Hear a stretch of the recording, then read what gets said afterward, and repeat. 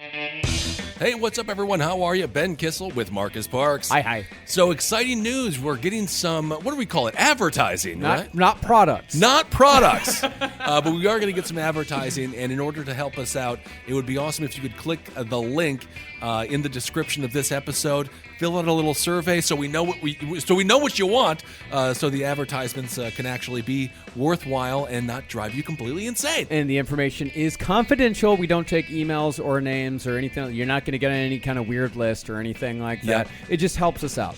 Awesome. Thank you all so much. Hail yourselves and enjoy this episode.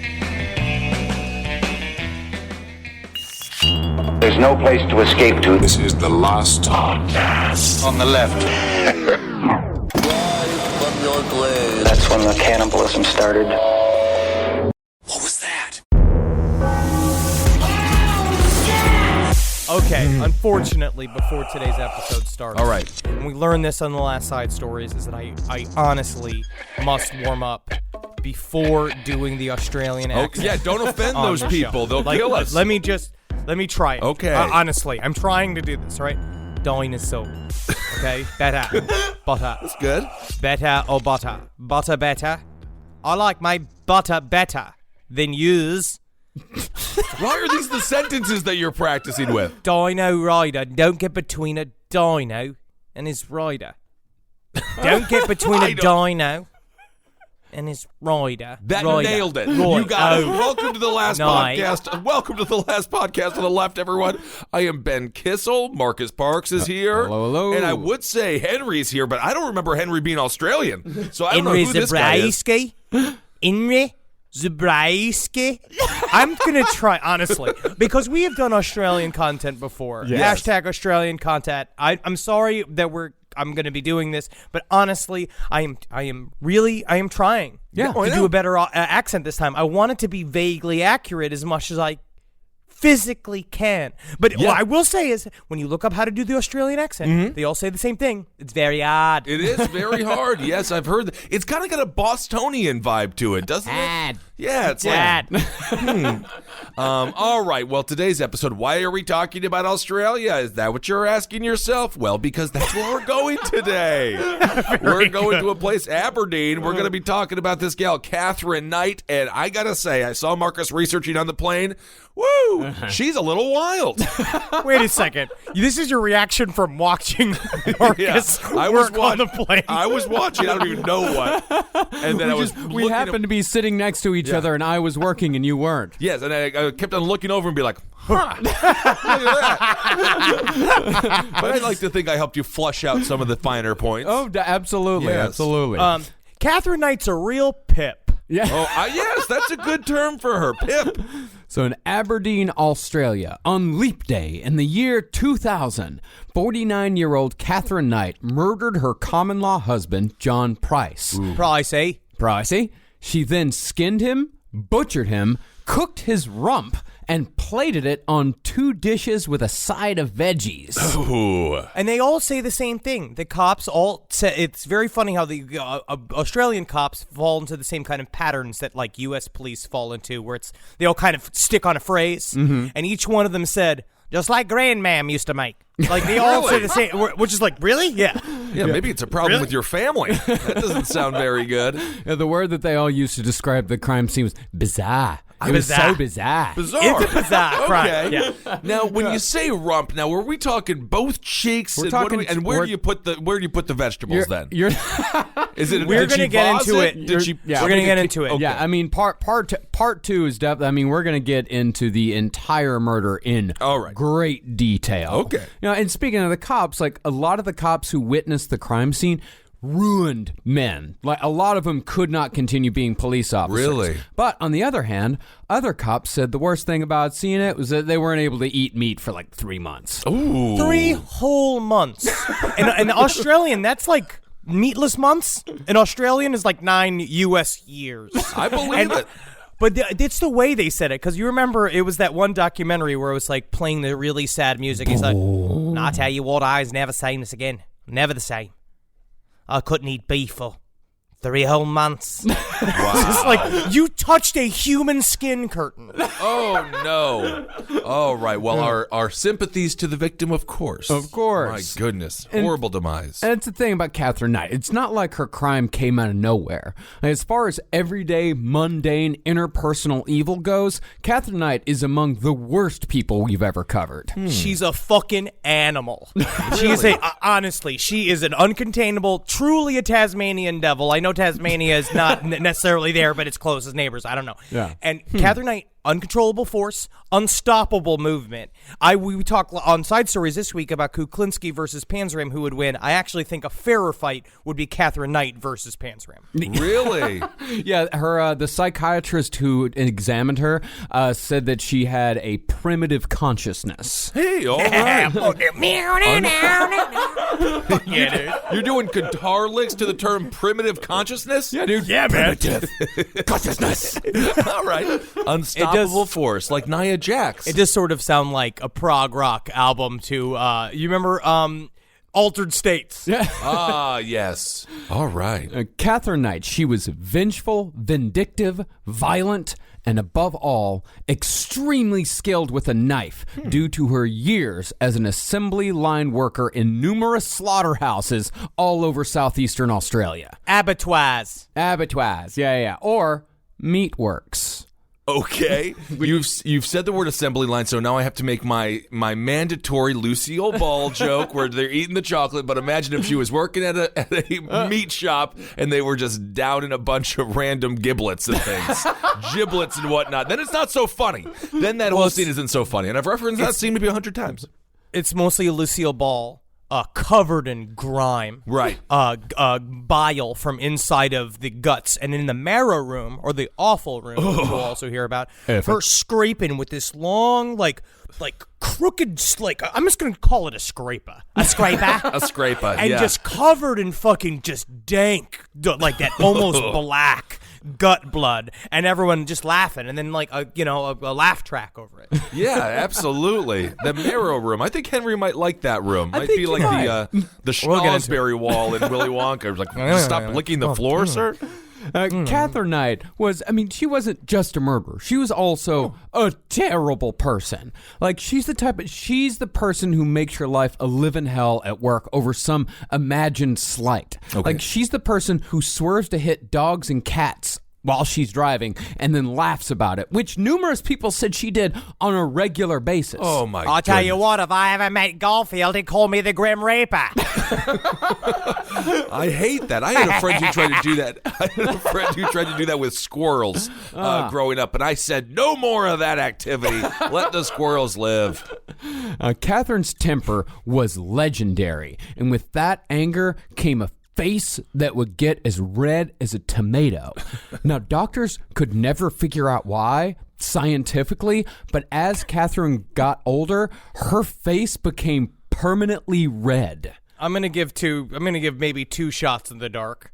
Number 1, she is in the blistering Australian sun 24/7, working at the meatworks, either outside in the boil area or inside where I don't know where it is. I don't know where the skylights She was in the awful room, not the awful yard. Which, yes, it's true. Well, she was still outside drinking somewhere. I would and also assume the so. booze. Yeah. I think the booze does sort of give a red tint, because I notice it on me and Kessel. Oh, yeah. As we are getting older, we are becoming more fuchsia. No, absolutely. I'm about to start strategizing war policy. Like, that's how I feel. I'm getting a real Henry Kissinger vibe going right now. Maybe I should stop, but we'll see. I don't know. Well, interestingly, Katherine Knight didn't start drinking until her 40s. Really? Before that, she was sober. Completely and totally sober. Crazy. Maybe a drink here or there. So she's the Doug Benson of alcoholism in Australia? All right. She was said to be in the lower region of average intelligence, never able to even spell her own name. Because of this, because she was in that lower region, she couldn't actually hold a regular conversation, and she was really only able to communicate with anger and sex. And she used that sex to entrap every man she ever caught, as that was pretty much the first thing all of them mentioned when they asked why they stayed with her as long as they did. All right. All of them, that is, except John Price, as Pricey ain't saying shit anymore. Yeah, dude, especially once you get turned into furniture. It's very, very difficult to speak. I can imagine her just sitting in school being like, all right, here we go. Name, that's easy. It's easy. 7 points here. All right. K is in cunt. A is in Well, that's not even how you spell that word that you said that's inappropriate. You can't even get that right, Catherine. That wasn't me saying the letter R. That was me making a thinking noise. All right. Okay, so this guy, now she didn't make him into furniture, though. This was some kind of Pee Wee Herman's Playhouse, wasn't it? I mean, technically, she made him into a curtain, but we'll get into that on part 2. Kind of Ed Gein vibes here, too. A little bit. Goodness, she really she wraps up a bunch of crazy people. Now, this is not just the story of a murder, and not just the story of a serial abuser, although she was definitely both of those things. But it's also the story of the insane neighbor, the town menace, the psychotic coworker we've all had whose shifts we dread sharing. This is the story of the town bully. And speaking of which, after Katherine was arrested, everybody in Aberdeen not only hoped that she'd be found guilty, but they were terrified of the prospect of her ever returning to town. And these were hardened Aussies. These are not necessarily outback people, but they're all miners and slaughterhouse workers, and they are terrified of this woman. Interesting. They are fully engorged Australian men. Right. So they didn't celebrate quite yet, like at the like when Problem Child got adopted and all the nuns went crazy. No. This is actually what one of the townsfolk told the lead officer during the lead up to the trial. We're 2 robbers all, Bobby, and you're playing the 5th set of the Davis Cup, and you've got to win it for us, you know? You've got to win it for us. Okay, I got that. The Davis Cup, we're talking soccer. The man used an analogy. We have someone of average intelligence I think here. the Davis Cup is tennis. I don't know. I don't know. What Does does it matter? 2 rubbers Does it all mean? What's that? 2 rubbers all. We're 2 rubbers all, Bobby. Is the guy's name actually Bobby? I don't know. No, Bobby's just a nickname for cop. It's all nicknames. Everything in Australian slang, which we're going to get into. But remember, Katherine Knight was also the end of this family line. This is a long family of bullies and psychopaths that have reigned over Aberdeen. We're going to get into this whole story, but a part of this is it's baked into the town. It's fucking Seabass. Seabass. But before we get into the life of Abattoir Annie, let's acknowledge our main source, Bloodstain by Peter Laylor. This is a highly recommended book. It's one of those rare true crime books that are both terrifying and fun, plus it's chock full of Australian slang. But I would say, instead, not just chock full of Australian slang, it's tits deep of wicked lollies. I don't know what that means, but it sounds fun. So without further ado, let's get into the life of Katherine Knight, starting with her hometown of Aberdeen, Australia. All right. All right, let's get there. Hop, hop, hop, hop. All righty then. All righty then. Giant bugs. That's the sound of it. There was boomerang and Yeah. I love it here in Australia. This is a lot of fun. So Aberdeen is a town of about 2,000 people, about 3 hours north of Sydney. It was a boom town of sorts, supported by 2 industries over the last 120 years it's been in existence. This is a town of mining and meat. Ooh. In 1891, the Australian Meat Cutting and Freezing Company opened its doors, and Aberdeen became a slaughterhouse town. Hey. congrats. Nice job. Over a third of the people in its population worked at the meatworks, as the Australians call it, and at its peak, the slaughterhouse employed over 600 people. You know, everyone wants to malign the slaughterhouse workers, but we're all eating the meat. Thank you for your service. If you work in a slaughterhouse, I appreciate what you do. It's not easy. It's got to really torment the mind. I don't remotely disvalue the slaughterhouse worker. I think it's very difficult work, and I do think you have to be a particular type of person to want to do it, because nowadays we have hipster butchers. Like you go like the Meat Hook in Williamsburg. When you go there, that's like a nice, these are like classy butchers. Is not the same. They don't have an awful room, because now awful can be priced very highly, and people like me will enjoy it. But also, the Australian Meat Cutting and Freezing Company, at one time, they said they do believe that 80% of the McDonald's patties that were served during that time period while Katherine Knight was working there eventually would go into the mouths of the Australian people. Please, Henry, when you're in Australia, McDonald's is called Macca's. Yep. What is going on here? Cultural differences. That's incredible. All right. The meatworks in Aberdeen were so successful that the company started building barracks for their employees. One strip of houses in particular was reserved for newlyweds. Okay. That strip was known as Honeymoon Lane. I can just imagine it. How nice that must be to be in the honeymoon barracks of the meatworks. Yeah, that does sound kind of romantic. Nice nights by the fire, just smelling the odors of death. Yes, because it's on the same grounds.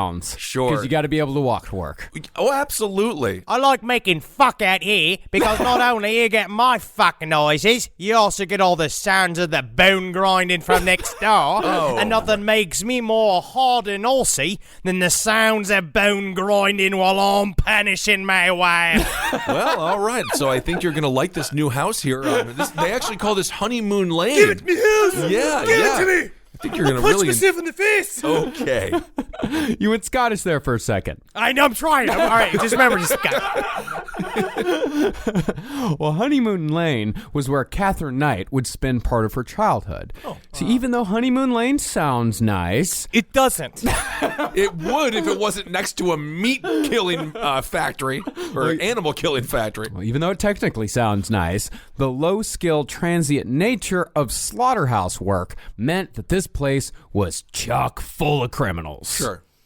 Now, not all the meat workers were bad people, of course, but it definitely attracted whole families of mischief makers, and one of the most notorious in Aberdeen was the Knight family. Okay. This whole fucking motley crew of what is it with Australian crime and like the family nature of it? Yeah. Like when you read about the Snowden murders or like the what was the movie? I want to like Animal Farm. It was Animal Farm that like did the same. It was based off another real Australian family where they all just kind of bound together and they're all like backwoods Addams family It's that like are the also Firefly mixed family. with the Firefly family. Yeah. Now, these people, the Knights, they weren't active criminals per se, but they were definitely what one would refer to in Australia as a bunch of legless fair dinkum bogans. Oh, don't call him that. Do not say that. Honestly, I do feel like there's a couple of choice sentences you have put in here, Marcus, that will put a fucking fat wah on your head when you go to Australia. Check out these fair dinkum bogans down the street. Hey, buddy, we're going to go to Australia one of these days. I am going to get absolutely legless, sir. Okay.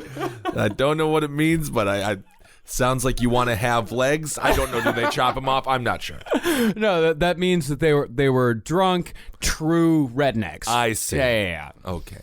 Well, in fact, they were pretty much like they weren't, I wouldn't say criminals, they were mischief makers. Because Katherine is really the only one of them who has a serious criminal record. And even then, she was never actually charged with anything serious until that fateful leap day in the year 2000. Oh, Let's just say she made up for all the crimeless years. Well, that's the thing, is that it's not to say she wasn't committing serious crimes from the time she was about 15. I'm only saying she was never charged. okay. So she's not like a Maserati. She didn't go from zero to skinning someone alive in like no seconds. But Kissel, seriously, what do we learn about this kind of shit? Is that's never the case. No, right? With Katherine Knight, it's like while it's a crime that's only known for its most horrific ends in the United States, and actually not even very well known in the United States. Katherine Knight has like a whole. That's why we're doing this from from nuts to soup to nuts. Yeah, because a part of this is to see how that nutty soup was made back in her childhood. All right. I don't want to ever think of that again. Oh, nutty soups? Nutty. I don't want to think about nutty soup. Okay. So let's get the speedometer up here. Yeah, this woman, she was a lifelong purveyor of violence, both domestic and otherwise, and she should have gone to jail numerous times for everything ranging from assault with a deadly weapon to child endangerment bordering on attempted murder. And just like it was with Kuklinski and a ton of these other people, Katherine's origin is a combination of nature and nurture. She said that she could sum up her upbringing in 2 words: sad and bad. Hey, Marcus, I'll correct you. Right. Sad and bad. It's actually, I will correct you. Sid in bed. Sid, bit. Well, it rhymes. It's not good. I'll tell you what. Either way, it's not good. Because the A becomes an E. It's like that hat. I love that hat. It's I love that hit. I love that hit. All right. Well, this is for a Sid in different bed. offshoot show where we try to teach people accents. So she described her childhood in 2 words, 6 letters. Not easy to do. But that just shows you kind of her intelligence. Yeah. Sad and bad. Sad and bad. I Now- would say though, but we did make a little bit of a comment on her intelligence, but there's many people, including several investigators on her case. Eventually, like she had cunning.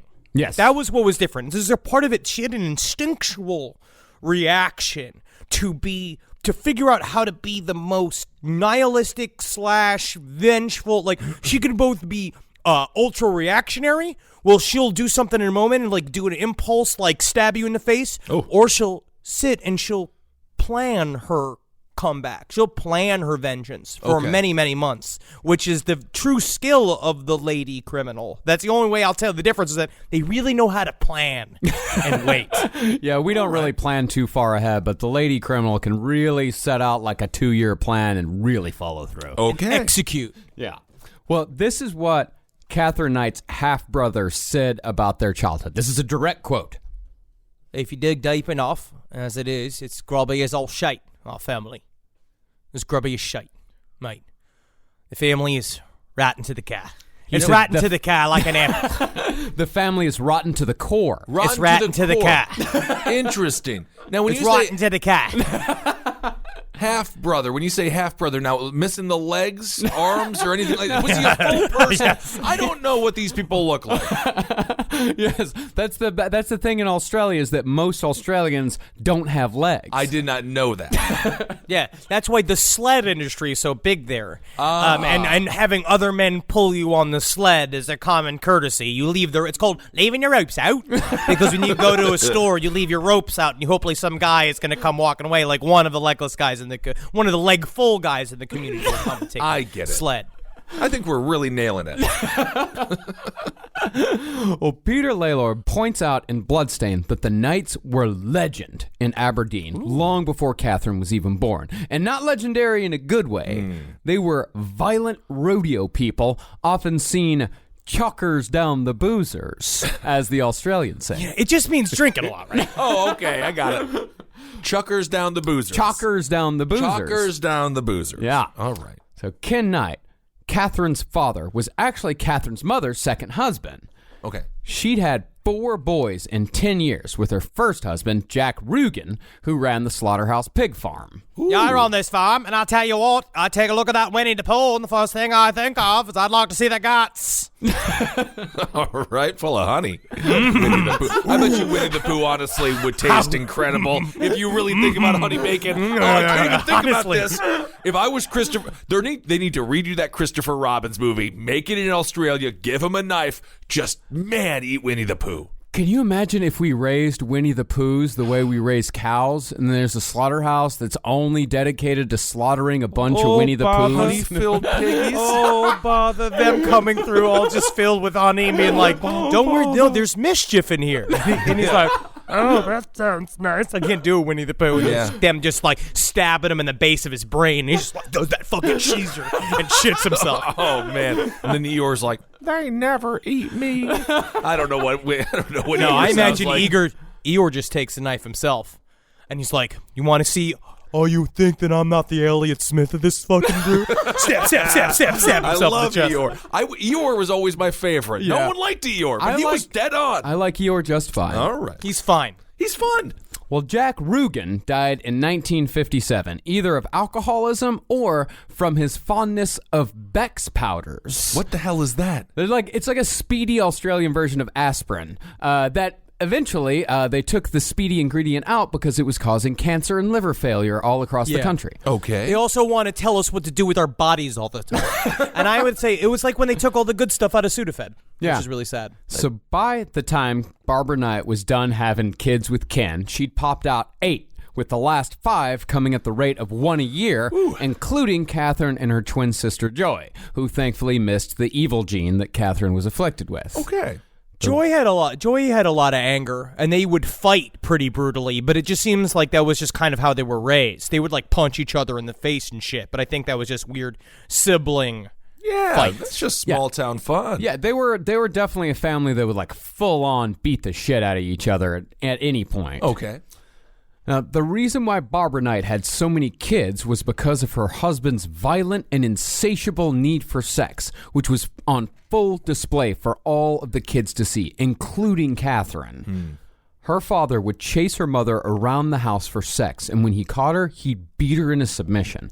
All this happened in full view of the kids. This was a loveless, terrifying, violent, sexually abusive home. I don't understand certain things like this. Like the idea of that kind of, it seems to be definitely people that are like living this kind of hardcore lifestyle, like working in the meat factory. It's long hours. People are up like, I don't know why the having sex in front of your kids is a thing.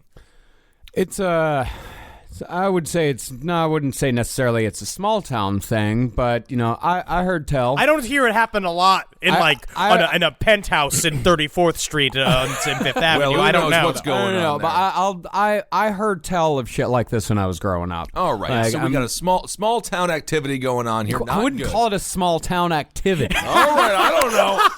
I'm just trying to move on. This is sad. We're allowed to have conversations about this. I understand what's going on here. Katherine Knight, poor gal Joy. They didn't have a lot going on there. Yeah, obviously. Not a lot of cinemas to go to. No. Well, Katherine said that she herself was molested by her older half-brothers, but this claim is up for debate. Now, by the psychiatrist that examined Katherine when she was older. Now, we're not saying she was lying, as there is some behavioral evidence to support her claims. But Katherine wielded her story like a sword, using it as an excuse for all of the abusive behavior she inflicted on others. And that's if she even admitted that she committed the abuse. And if she did admit it, it was never actually her fault anyway. And if it was her fault, then they deserved it. Okay. Because Katherine Knight is yet another textbook narcissist, as per my half-ass quoting of the popular narcissist prayer meme. Oh. And when Katherine Knight reached adolescence, that's when the borderline personality disorder kicked in. It seems to really kick in about this time all the time, right? Is it A lot sort of of like, mental illness because like that kind of thing? Because I know like schizophrenia, certain disorders pop up like later. Like you can hit like 25 and all of a sudden you're talking to Smurfs and you're going to go kill Moby and all of a sudden it's like, why is this happening? And it just kind of happens within like 3 months. Yeah, it was not a pleasant surprise when bipolar started up when I was 22. That wasn't fun at all. No. That's about when it starts around like, between 15 and 25. That's usually when these personality disorders start up. So that's really nice and reassuring. Can't trust your brain until you're 30. And then you can't trust your brain because of all the shit that you've done up to being until 30. Right, all the booze, Yeah. And then it just gets worse as you get older. So seek medical attention if you feel like you need it. Yeah, of course. And all of us have. and of course we're not saying that all people with borderline personality disorder are capable of these kinds of crimes. And in fact, a psychiatrist named Dr. Delaforce made pains to make this very point in Katherine's trial. He said that what she did on the night in question was part of her personality, her nature itself. But it is not a feature of borderline personality disorder. It is not even slightly connected. Right. The reason why we bring it up, though, is because Katherine's attorney tried blaming her crimes on borderline personality disorder as well as PTSD from her childhood. Okay. But again, people don't kill and skin their romantic partners because they're borderline or have PTSD. They do it because it's in that person's specific nature. Yes. It's like the most extreme version of like different strokes for different folks. Sure. So she went a little Casey Anthony with the trial. A little woe is me. Yeah, I mean, she went woe is me her entire fucking life. Okay. There's a lot of parallels for me, besides, I mean, not the money, but there's a lot of parallels to O.J. Simpson for me in her story, where it's like she has this long, I mean, like, this is the story of an abusive woman. Yeah. Who it's like, this violence was, like, born in. I don't think her fucking childhood helped at all. No. I don't think that made her, I don't think that helped her. Because there are people that have a personality disorder, but because you're raised in a loving environment, you're like totally good to go, like you're totally fine. Where somebody like her, she then goes up to the trial, and she's very resistant to the trial. We'll get to it, but then it becomes a gigantic media circus. Although when OJ was like, throwing the pigskin, it was a football, and I think they were actually throwing pigskins like really weird human flesh frisbees. It's a different time. Well, Katherine, she had plenty of nurture to go along with her nature. She left school at 15, unable to read or write, but that was pretty much par for the course in Aberdeen if you were on the fast track to the meatworks. All right. If you were on the fast track to the meatworks. Okay, all right. A lot of the kids just marked time in the classroom until they were old enough to hold a knife. And working at the slaughterhouse was actually Katherine's dream, because working at the meatworks was the family business. Hey, okay. This is what she said. I always wanted to follow in my father's footsteps, scraping the congealed blood out of them, the marrow out of their body. I love doing all that. And mate, it's kind of like, I got to sit next to my mate at lunch, and I say, wait a second, you spill a bowl of soup? And he's like, no, my soup's in here in my bowl. Like, oh, well, I guess my pussy must be salivating. Guess she's getting... I don't know what's going on. So this is her dream gig. She accomplished her main goal in life. Dude, these people... The Knight family, they're pretty much the Sawyers from Texas Chainsaw Massacre. Oh, I see. And Okay. Katherine Knight, she is Lady Leatherface. Oh. This is the reboot that needs to be made. I would see that. Katherine failed her first audition at the Meatworks. What? Yeah. How did she fail? They didn't say Because she kept exactly. sucking on the ears and shit. Yeah, I mean, how do you fail this? She seems so adamant about getting the job. I don't know, but she failed her first. I don't know, maybe she just choked under pressure. But once she was deemed good enough, Katherine got a job scraping blood and marrow from the carcasses in what they called the Offal Room. Okay. And I will say, man, and it was right next door to the really awful room, which you did not want to go into. No, absolutely not. And that's Offal spelled Offal. No, it's not like the awful room. It's the Offal Room. And then And I'll tell you what. And also, again, another awful joke. There's nothing awful about awful. It's absolutely quite delicious, especially if it's prepared well. And the idea of these meats being dignified or signified as lower class meats is the saddest part. So now in the gourmet community, we can elevate them so everyone can see the pleasures of gut meat. No, they branded your disgusting love of disgusting cuisine as fancy, but it's still disgusting. Yeah, I think just the farmers figured out a way to sell you something for $10 that they used to sell to gas stations for 10 cents. Thank you. You know how the Notre Dame football team, they have a little sign above their door that says, play like a champion today. And I have a feeling the Awful Room, it just has a little placard that says, someone's got to do it. And then they slap that, and then they run in there, and they're like, I'm going to take out all the marrow, and I'm going to be the best marrow digger there is. That was and her. then they do it. Yeah, okay. Well, Katherine worked her way up the ranks from the Offal Room until finally she became a boner. And Finally became a boner. Woo! This is woo. We are having fun. We are having so much fun. And with that, she got her very own set of knives. And she loved those knives like her children. Okay. And I'll name you Knifey 1, and I'll name you Knifey 2, and I'll name you Kate Jr., and I'll name you Knife.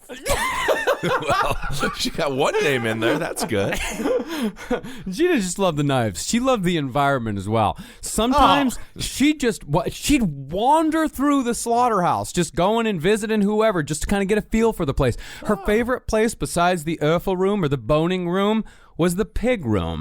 She'd go to the pig room just to watch the pigs die and to hang out with the old man who was in charge of slaughtering the pigs. And this is a quote from the old man, and this tells you what type of people that like Katherine Knight was like really into hanging out with. Okay. I enjoy doing it. I love doing the pigs, watching them shake like shit, frothing at the mouth and eyes, rolling back. in his sockets. I understand we all eat bacon. We all like pepperoni.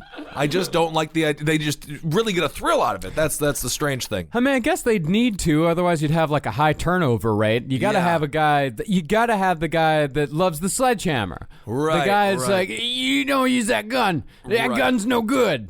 Well, that's the reason why she failed the first audition. And I honestly believe this. As a person, if I would have run a slaughterhouse, I want to see that guy like big smile on his face, like maybe some like Michael Jackson's Thriller playing in the background. He's like doing little dances as he's stabbing the pigs, because you know we're going to get really good content from this person. Okay. And Katherine enjoyed every second of her time at the slaughterhouse. But watching the kills wasn't the only joy Katherine got from the job.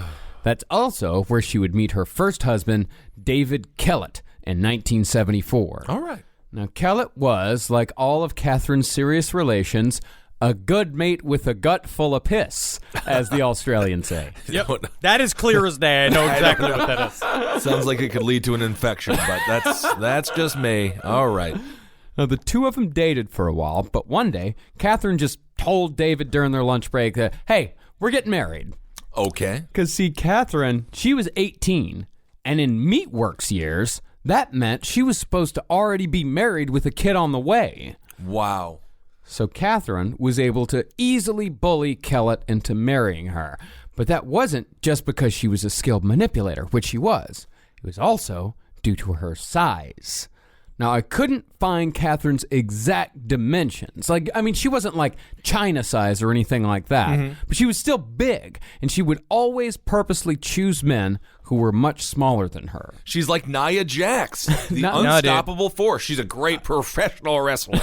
Honestly, though, she was what I heard in documentary. She's 6'1", 6'1" redhead with a tiny little man named David Kellett, and I gotta say, man's living the dream. I don't think he had to do a lot of manipulation.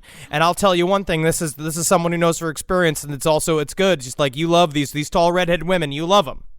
Just know for a fact they will kill you. They're going to kill you. Absolutely. And I know this, and I'm excited about it. All right. And Katherine Knight's strength was known all over Aberdeen, and it was said that she had a man's hands that could take down someone with a single punch. I'm having one. I'm having a right one right there. She's like that gal that Jerry Seinfeld turned down on that episode of Seinfeld because she had man hands. Man hands, That yeah. was Man funny. hands. You know, that show, what was that show about? that show was about nothing. It's a show about nothing. Oh, And that's okay. how you say it as a critic of it when you're really upset. It's a show about nothing. Right. But that's not to say that David Kellett wasn't into this relationship at least a little bit.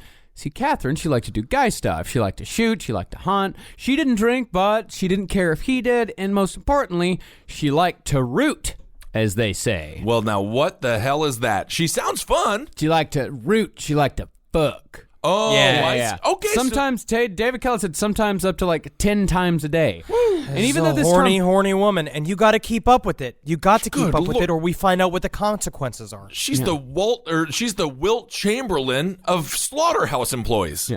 And even though this term sounds like pretty awful and it's probably like a terrible insult in Australia, Katherine Knight was what you called a root rat. It's interesting because it is the version of it. Like in my mind, when I see like a rat with breasts, like really really horny, like there's a part of me that like gets it. Yeah. You know what I mean? Like if you saw one of those old, like if you saw an old bootleg Disney cartoon, like what Kuklinski was making in the factory and him putting out, and those kind of things where it was like you could see it on an 8mm kind of like projection screen of like two like off-brand Mickey Mouses having sex with each other. Sure. All right. Root rat. I can get behind that. Yeah, I can't imagine the term is that bad, but I'm sure we'll hear about it if it is. And that compulsive sexual behavior, that's what caused Katherine's first bit of psychopathic violence with her and David. Now, the two got married in a proper Australian ceremony, which is to say they spent 2 full days drinking before they actually got married, or at least David did. So when the wedding night came, David Kellett, he could only fuck 3 times. I mean, that's a lot. That's enough. That's enough. That's a lot. Thing was, Katherine knew that her parents, they'd rooted 5 times on their wedding night. Oh, my God. Well, how the hell does she know that? Don't go into details. All right. So after David fell asleep, Katherine just sat there, just stewing about it. What the Mom guy? and Dad did it 5. Mom and Dad did it 5. Well, that's Mum and not Daddy helping me did get it aroused. nearly 5 times. I can just imagine the pile of my father's nut. Am I sitting up to my ankles? Yeah. Good Yeah. Lord. Mom and Dad did it 5. Well, yeah, but that's Mum not and helping Dad me did get it 5. aroused. Mum and Dad. Mom and Dad did it 5. Huh? 5 times. Can we do it 7 times tomorrow? Well, before David knew it, he was awake, and Katherine was choking him out, yelling about how many times her parents had fucked on their wedding night.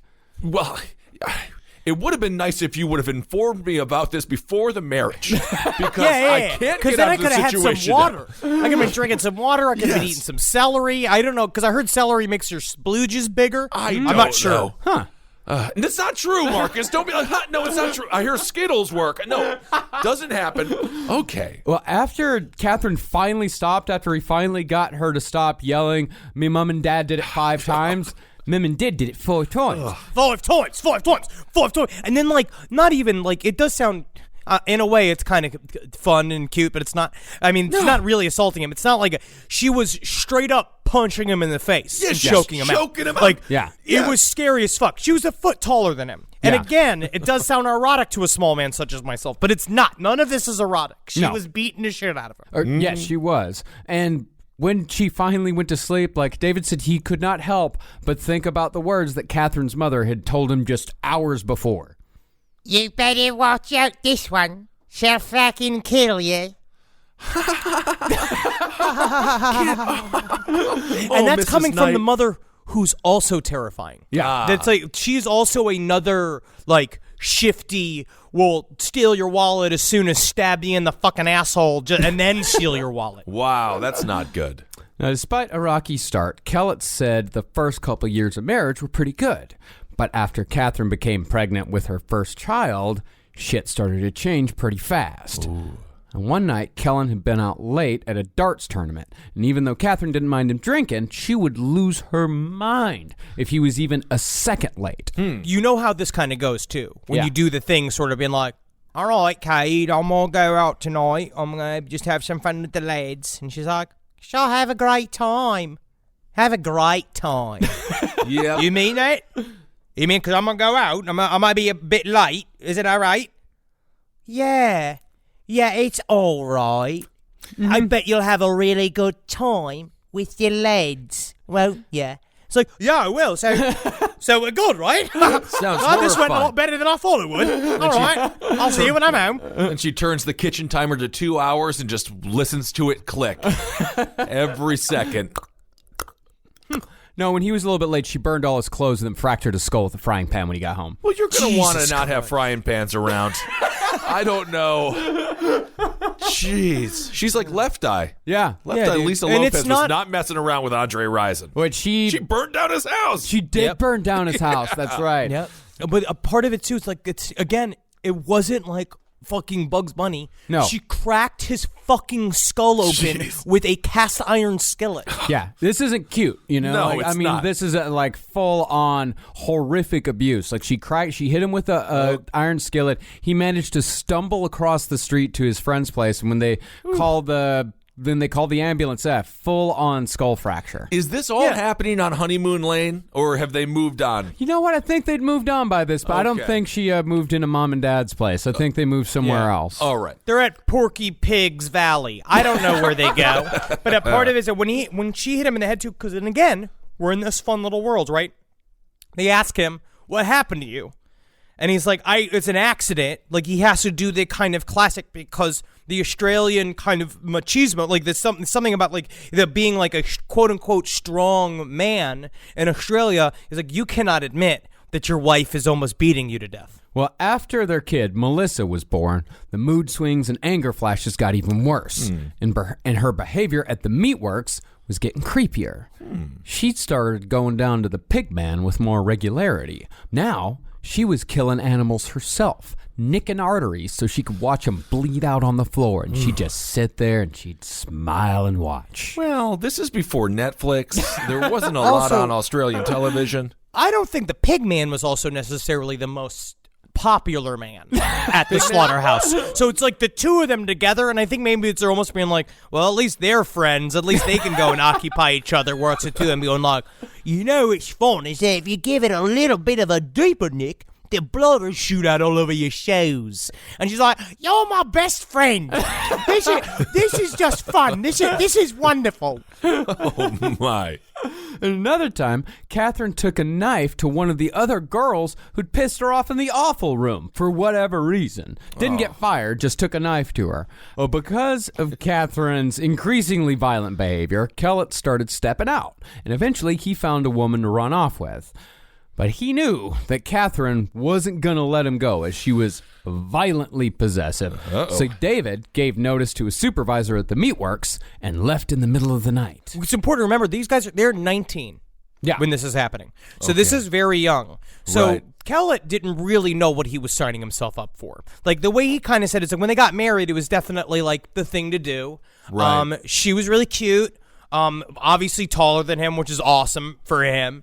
And then he was not, like, all this kind of got blindsided, like, on him the night that they got married. All of this behavior where she became truly, truly reckless. Right. And so eventually he became very afraid. And like we're going to see is the pattern with the other men that Katherine Knights are going to be with, they have to, like, sneak around and figure out how to literally escape from her. Makes sense. Yeah, she's very violent. Yeah, all she knew was that David had fucked off to Queensland. So, not knowing how to handle it, Katherine threatened to slice up her daughter with her hard-won boning knives.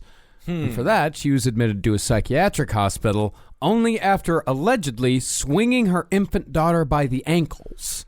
Kind of like Michael Jackson? Kind of like Michael Jackson.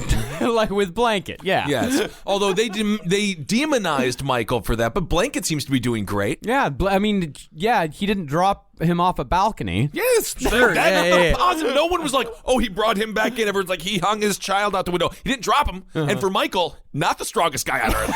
It's true. But he had baby lifting strength. But also, God. Blanket is only just fine because Blanket has not directly killed anyone yet, which I think is still in the works. We'll find out. But apparently this not only it started with one documentary said that she took the kid in the pram, and went out on the street and started serpentine racing it down the middle of the street and swinging it back and forth, and then picking the kid up out of it. It's going like, here's a baby, here's a baby, here's a baby, until finally somebody put her in a fucking padded room because she had just took over a town square. Yeah. Wow. But she was very soon let out after putting in that padded room. They gave her antidepressants and a ride home. Okay. And, of course, it didn't do jack shit for her mental state, so the second break came pretty soon after. This time, she took the baby down to the train tracks and left the baby on the tracks, knowing the next coal train was due any minute. Jeez. Well, you got to take the baby away. Well, luckily, old Ted was down there. Oh, thank God for old Ted. He was foraging for nuts and berries. Well, I don't know why they have restaurants, but Name's that old is fine. Ted.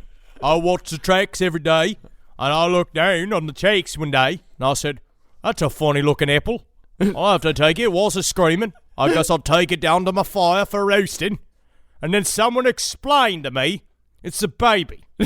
Oh, well, And I was a hero that day, and all I asked for is that baby's weight worth in apples, so I can roast him on my fire. all right, we got a hero in the story. Yeah, old Ted found the baby right before the coal train came, and they said they saw old Ted, like, walking up a hill, like, looking kind of confused, like, whose baby is this? Yeah, found a baby here. Found a baby. Meanwhile, Katherine had found an axe. Oh, my God. And she was stalking up and down the street, screaming that she was going to kill them all. And people, they were hiding inside their houses. They had all their curtains closed. They were ducking down, hoping that Katherine wouldn't come for them. Okay, but This is how you properly get 10% off at Macy's. And then if you get one of those axes and start swinging it around in a circle, someone's going to eventually come and bring you what it is you're asking for. But now this is a this is a 20-year-old woman, right? Yeah, Maybe 20, 21, 21, something like that. Yeah, early 20s. How is everyone like? Where's the adult? Where is the person Well, being like, Catherine, put the axe down? I remember there was one quote from the constable who said he saw like Catherine walking down the street with the axe, and all he said was like, "Crikey, there she goes." Come on, do something. It was, but you remember again, right? This is kind of all like weirdly in good fun. They're used to seeing the Knight family pop off. Like watching her come out and do this thing, it was kind of just hard baked into their world where people just kind of need to let off steam every once in a while. Every small town has a family like this. Trust me. Yeah, we had at least 2 of them where they were just these families that for some reason like good people for the most part, sure, but they just pop off. Well, there's always they tend to be a little violent. They tend to just not necessarily have their shit together, even though they got hearts of gold. Sure. Yeah, but except, but there's also sometimes that one member of the family who is a just straight up dangerous psychopath for whatever reason. Well, and oftentimes they have hearts of gold because they huff a lot of spray paint that may or may not be gold. You really want a heart of blood and valves. But nonetheless, that's fine. They're always that one family where it's like, it's only when he's drinking. And he's like, well, he drinks at 10 a.m. and doesn't stop until 4 a.m. So it's all the time. He's learned the formula of how to be at ease all the time. Okay. Well, eventually Katherine Knight was arrested again and was locked up in the mental ward again and was let loose again. Okay. And then she had another breakdown. And this time, she came damn close to wiping out an entire family. And here's why I have very little to no sympathy for Katherine Knight. Someone like Eileen Wuornos, for example, she didn't have a chance to get help with her mental problems. At no point did Eileen Wuornos have any chance whatsoever. Katherine Knight had 3 chances within the span of about 2 months. Okay.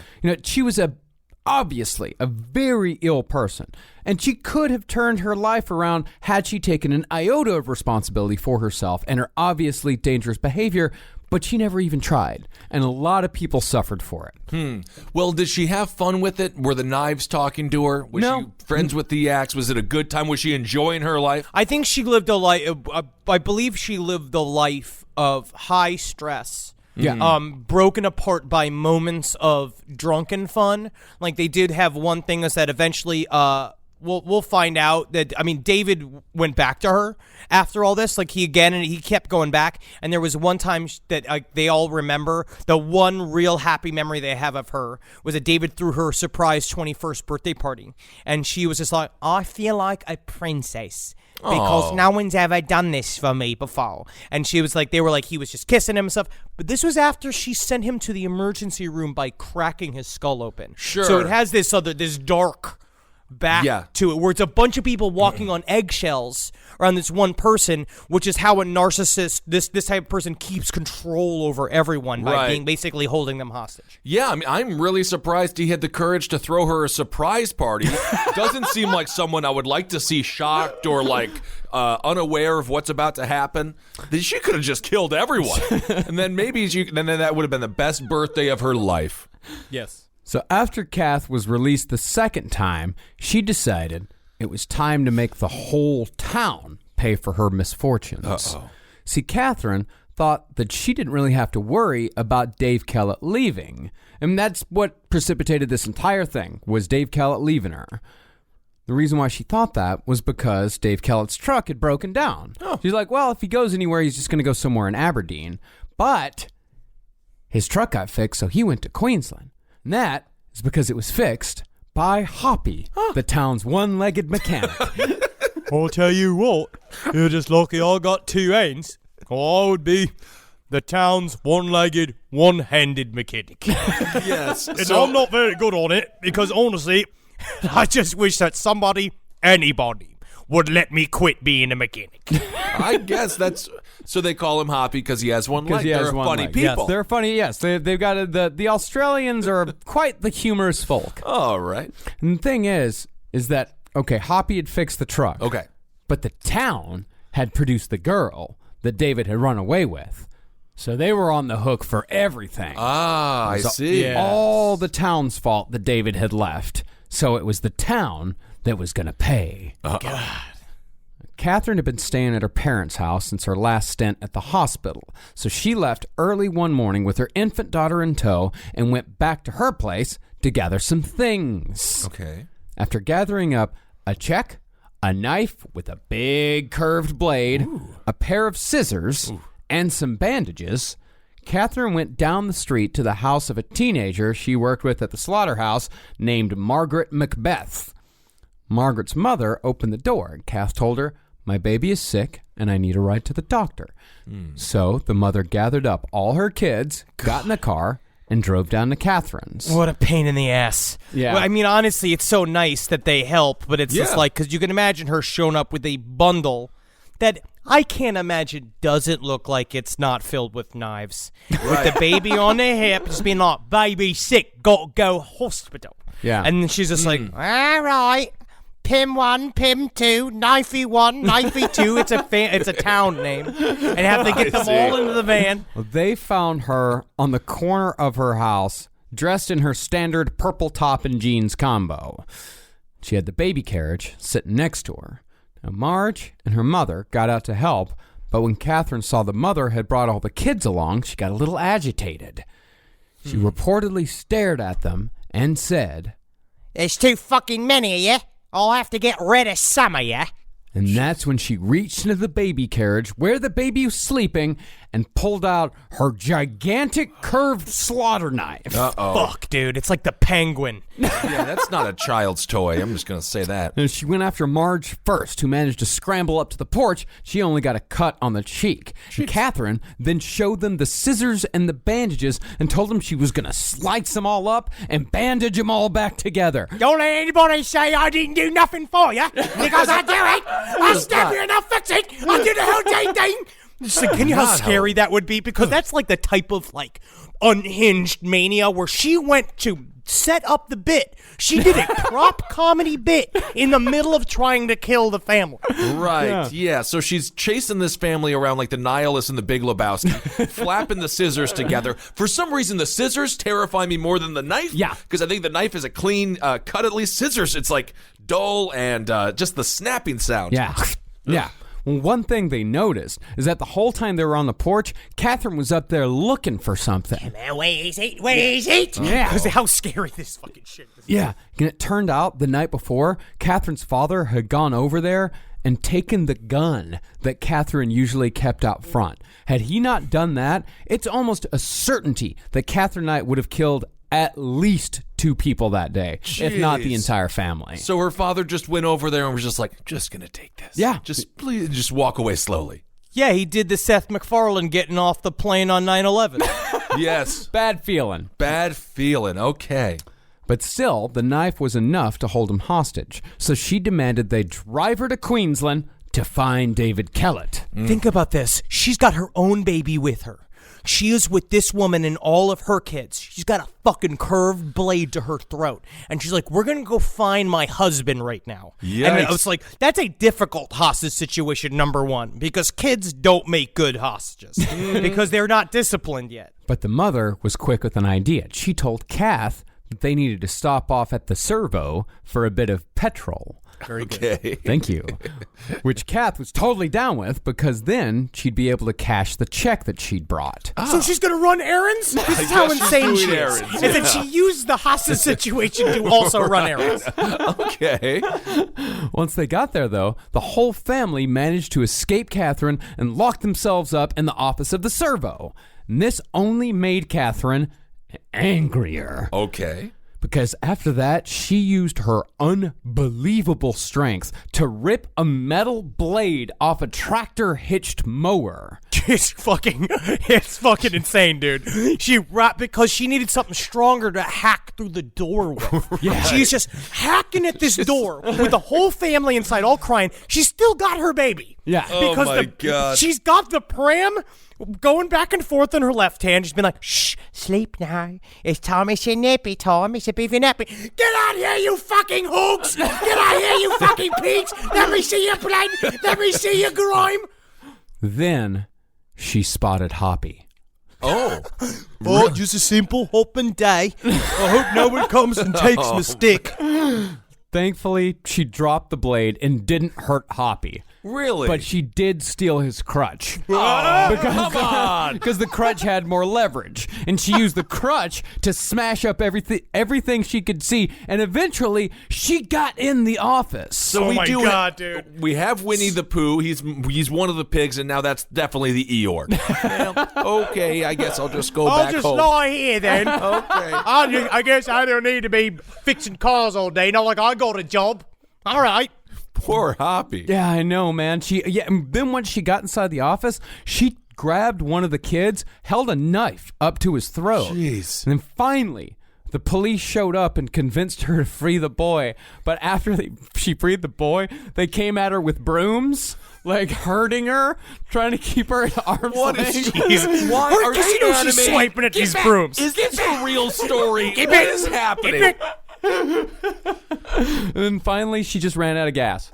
She just collapsed. She got tired. She got tired. Like, her rage just ran out. Okay. And she... God, dude. So then she laid down next to Hoppy and had a fun conversation. Yeah, she collapsed to the floor and, again, taken to the mental hospital. Oh, my Nobody God. helped me up at all. Don't worry about it. Old Hoppy will take care of himself then.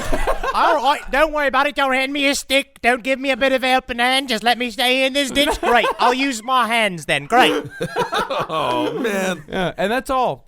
Just mental hospital. No real treatment either. She kidnapped a family. I mean, but that's the thing. Those were her Hey, only Kissel. true breakdowns. No, I know that. I know what Aside Kissel. from, Come on. aside from the whole skinning and butchering her common law husband thing, but Right. No, I understand that. I know it's the 70s. I know it's Australia, a little backwoods, perhaps, small town. She still kidnapped a family. Yeah. I would think they would put her behind bars a little bit. This is her getting it out of her system. All right? Getting out of... well, yeah, I mean, the system definitely shares some blame on would this think so. as well. I mean, like, at no point did the doctors in the various mental hospitals she visited diagnose her with anything. I mean, this whole What thing. did they say? It's like the Katherine Knight story. It's like Richard Chase in slow motion. I see. Yes. Because Richard Chase, he went through the same shit, right? Again, Richard Chase was just mental illness fucking run amok. Right. And they don't really know what to do because, I mean, what can you do all the time? It's like you have to, I don't know the legalities of permanently putting somebody in a mental asylum. I think that it gets to a point there's really only so long they can hold you. I think they take you, and unless you're being charged with the crime, which would require Margaret and all them to, I guess, to charge you with the crime and seek out like an AVO, which we'll find out about later. The police can charge you with the kidnapping of a family. Well, kidnapping of a family, assault with a deadly weapon, destruction of property. Stealing a crutch. Yeah, dude. Theft. But that's actually that's a common Good pastime Lord. in rural Australia. All right. So, in other words, like, Katherine Knight, like, this is a failure on a lot of levels. Meanwhile, David Kellett had heard about the whole thing. Yeah, and of course, since Katherine had conditioned him to do so, he blamed himself. And so he decided, let's give the whole thing another go. Why He not? goes back to her. Because think about Great. this. All right, honestly. He got his new girlfriend knocked up in Queensland. And he just boogered out. Like, he was just out of town. He said She- it wasn't working out. Yeah, yes. As opposed to the previous relationship that was working out great. But he, he left for a day. It was like that, where he was, like, living this kind of idyllic life, quote unquote, with his new girlfriend, which was now pregnant. Well, I don't think it was idyllic. It was a huge mess. But then someone's like, David, you know that Kath, like, went off the ranch, right? And he's like, love that woman. Got to be. That Kath, she's got a couple of kangaroos loose in the upper paddock. He's understanding. Wow. That is... You're doing what I did with the Scientology episodes, where you're fully starting to absorb the slang, and you will eventually become actually Australian. Yeah, but of course he's not- I'm really looking forward to going to Australia someday. Unlike what happened with the Scientology episode, he's not losing his soul. Which is what happened. You lost a piece those episodes. I obviously didn't need it. All right. Well, even though both David and Kath were saying, let's give this thing another go, Kath's family blamed Kellett for the whole thing. Oh, my God. And didn't want her anywhere near David Kellett. Because in their eyes, it was never really Katherine's fault either. Because that's the other thing about Katherine Knight, is that she was enabled by her family her see. entire fucking life. Okay. Nothing was ever her fault. They always came back. It's like, poor Kathy. Yes, Kathy's got problems. But Kathy would constantly lie to them about everything. She would lie to her children about everything. And so they were only getting half of the story. Okay. They weren't getting the half of the story where she was fracturing her partner's skulls with frying pans. Right. So David went to pick Katherine up at her parents' house. And he was waiting outside in his truck when Barbara, Katherine's mother, walked outside to give him what for. What the hell you doing here trying to pick up my daughter? Yikes. So, I'm the tiny groom. You know me. So she reached into the window. Barbara did. Katherine's mother reached into the window and wrapped her hands around David's throat, started choking him. And David just sat there taking it, but Katherine wasn't going to let her mother do that to her, man. So Katherine walked outside, grabbed her mother by the shoulder, spun her around, and just fucking one-punched her in the head. And her mother went straight to the fucking dirt and did not get up. Wow. Well, this is the most romantic moment so far in the relationship. I'm the only one that will strangle my husband and try to kill him. Leave him alone. Yeah, David just like, oh. And she was I think like they were used to this. There's a lot of stuff where it's like, I don't wonder what she told them about their relationship. I also wonder what she just told them, and then they would just like, hey, got that bastard. Like every single time she's like, yeah, and then I almost bashed his brains out with a frying pan. And the mom's just like, you truly are my daughter. Right. Could be. Could be. So after that, Katherine, David, and their daughter drove away and moved to Queensland, far away from Katherine's family. And Katherine managed to continue her beloved job as a slaughterhouse professional. Okay.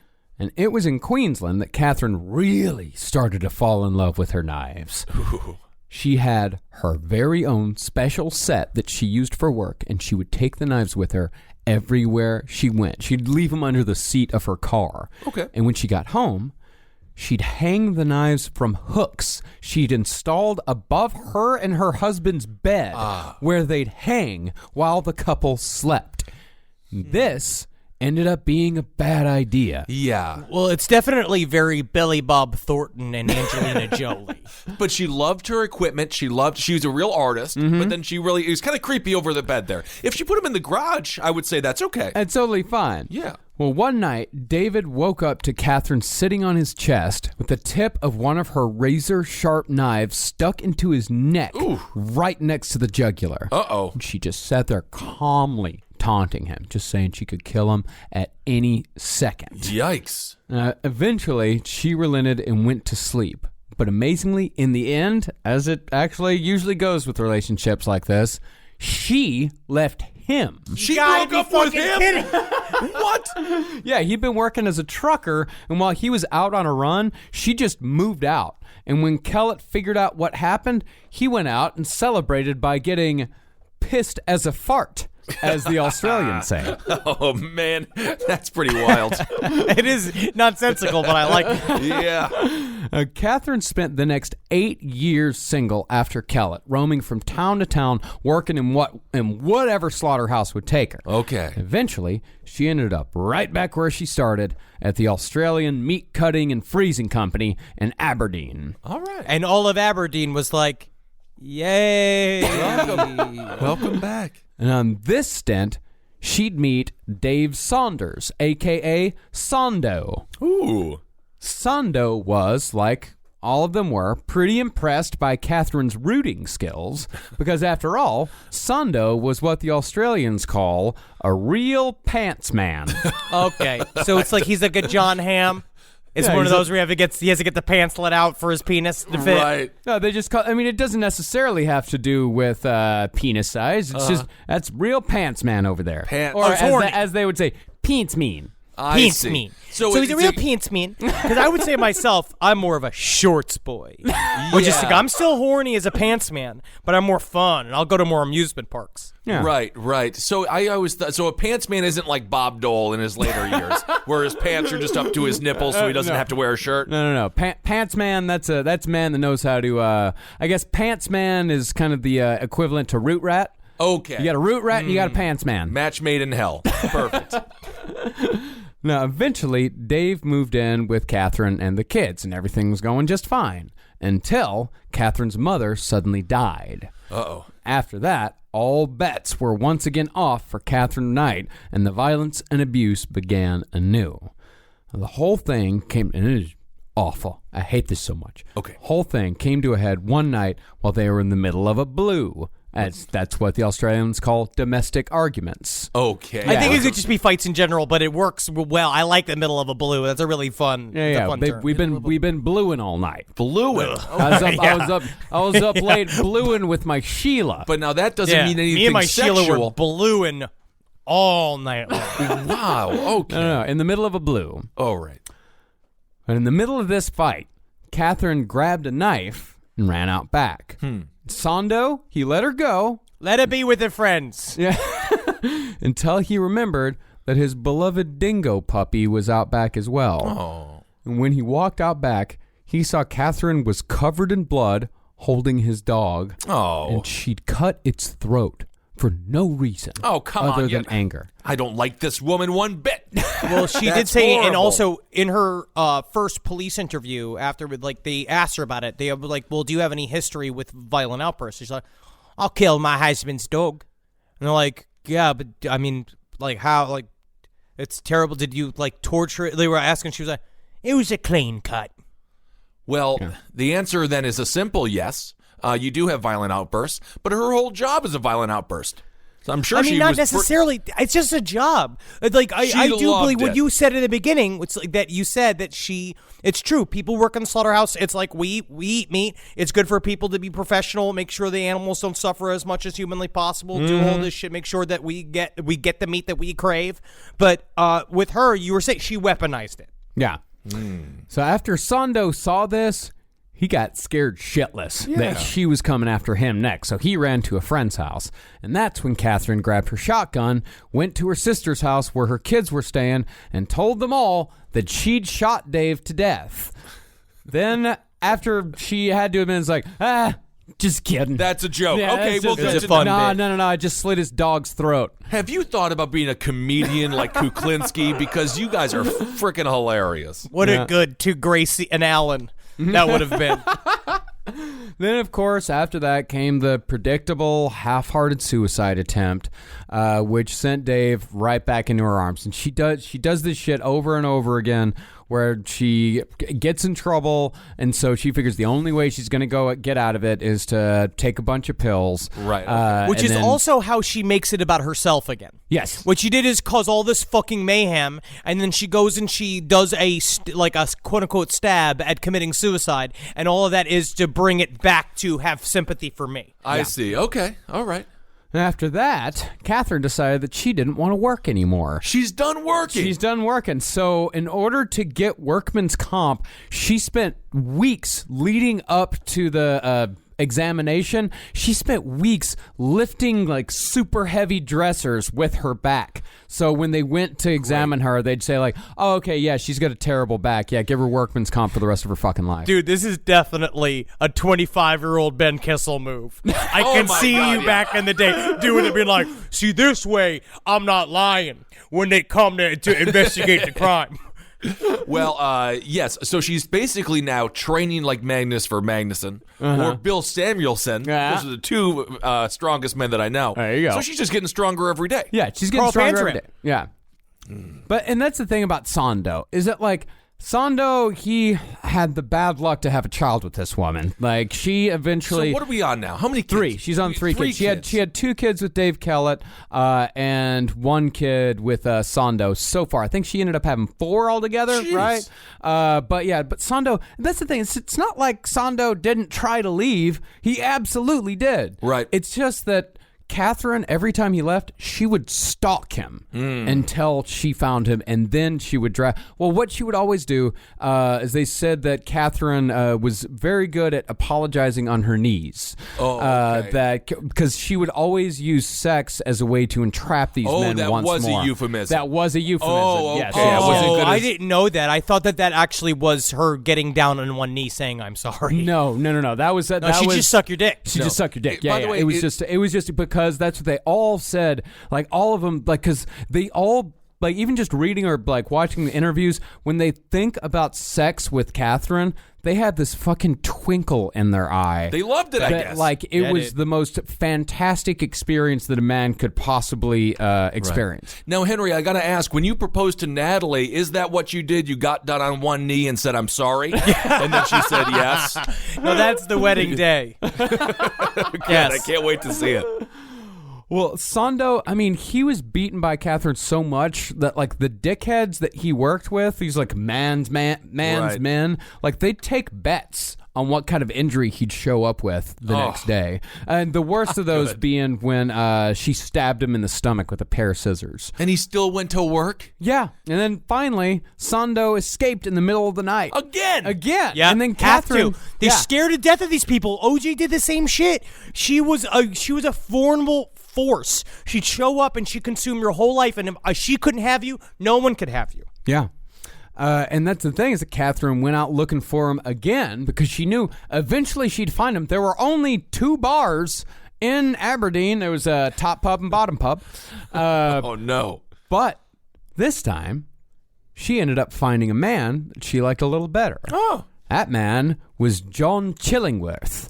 And we'll get to know him, John Price, and Katherine's Mengele-like capacity for blood on the conclusion of Katherine Knight. Katherine Knight. Good Okay, Lord. what an interesting character. Yeah. I Yeah, don't think dude. we've covered anyone quite like her. We because haven't. Usually these serial killers or sociopaths like Ed Gein or something are a little quiet, a little reckless. She's well known. Yeah. She's almost a folk hero, I would assume, to some degree in that area. She's not a folk. Not, I mean, or like anti-folk hero. I would say. I mean, she's a boogeyman of sorts, but a boogeyman for adults. Because all of these people that when they heard that Katherine Knight did what she did, even her own daughter, when they told her the details of what Katherine Knight had done, the only thing her daughter said was, "Did she?" Like, it was like, What? Yes, she did. What? Like, well, it was such a casual type of thing where like people were like, "Oh yeah, she finally killed him, huh?" And then when they told him how she killed him, that's when everyone was like, "God, blimey!" Like, Also, one of the really only ways that we've covered to be honest, where she is committing crimes of a sexual nature she's obviously getting sexual pleasure out of it, which we don't see a lot in female-based crime, where she gets a lot out of what she does. Interesting. All right. Well, Katherine Knight Part 2 coming up. We kind of know the conclusion, I guess. yeah, we know the But conclusion. I'm excited but to see how we got there. Yeah, you got to how see. we get there. You got to see exactly how we get there. It's and exactly how she pulls it off. We've got some pretty extensive forensics that we're going to use to put together this entire crime scene. It's going to be pretty brutal. All right. Stay tuned for next week. One of the most haunting things about this crime as well is that when you just look at the forensic evidence, it plays itself out. Like watching the play-by-play of the police footage going through the hall and shit, it's like you can really visualize it, which we'll see how much horror was involved. All right. Awesome. Okay, cool. So let's see. What do we got to do here? We're going to be at Bumbershoot next weekend. Bumbershoot. So come on out to that. I know some people are like, the ticket prices, we don't make the ticket prices on I'm sorry. that. That's a festival. Yeah, it's a festival. But there's some cool bands there. I mean, it might be worth it. I don't really know music. I know the Fleet Foxes are there, and I want to see them. I know Blondie. Oh, yes, of course I know Blondie. I know Blondie, and I have heard of Young Thug. Yes, I know who Young Thug is, of course. Yeah. Otherwise, I'm kind of at a loss. All right. Nonetheless, we'll be there. So that should be a lot of fun. We have to thank everyone for Patreon. We had a very fun interview this week. Who did we talk to this week, Henry? Eric Brock. Eric Brock. Wrote the book Double Lives, and it's a very interesting book that you should check it out. Honestly, it's about the people that you hate at the office, or maybe even like at the office. Could be. They're doing fucked up stuff at home. Yes, he was a great interview. Double Lives. Very fun, crazy book. And if you guys want to hear that interview and dozens others, go and give $5 or more to our Patreon at patreon.com/lastpodcast on the left. And we thank and appreciate each and every one of you Yes, who we do. already give. Thank you. Absolutely. Thank you so much. We had a great time in Phoenix. We had a wonderful time in Santa Ana. Thank you all so much for coming out to those shows. Phoenix was a really fun town. It man. was. Yeah, I loved it. And Santa Ana, we didn't get too much time there, but we had a nice time. We stayed at the hotel, and this hotel had a bar that was raging. Yeah. So we had a pretty nice time that night. And Henry Zabrowski took a picture on his Instagram at Dr. Fantasty where he dropped a full bottle of Maker's Mark. Yes, he and we did. weren't even drunk. We weren't even partying, but that was the most amount of rock and roll that we've ever had. Yes, it was a very fun night. There was a high school reunion and an Indian wedding there. Yeah. It was And then At we the were same just time. sandwiched in between. It was wonderful. I guess you could follow us on social media if that's what you're going to do with your life. Follow everything at LP on the left for us. Yes, Ben Kissel 1 for Instagram if you want to see pictures of Puffin. I'm at Marcus Sparks on Instagram if you want to see pictures of Georgie. Georgie. Hey, Georgie, we all float down here. I'm a doggy, Joshi. I could see you doing that I do it all the time. to the puppy. I did it today. All right, everyone, thanks for listening. Hail yourselves. Hail Satan. Elgin. Magustalations. You can hail me if you're feeling it. I'm feeling it. Cool. Very good.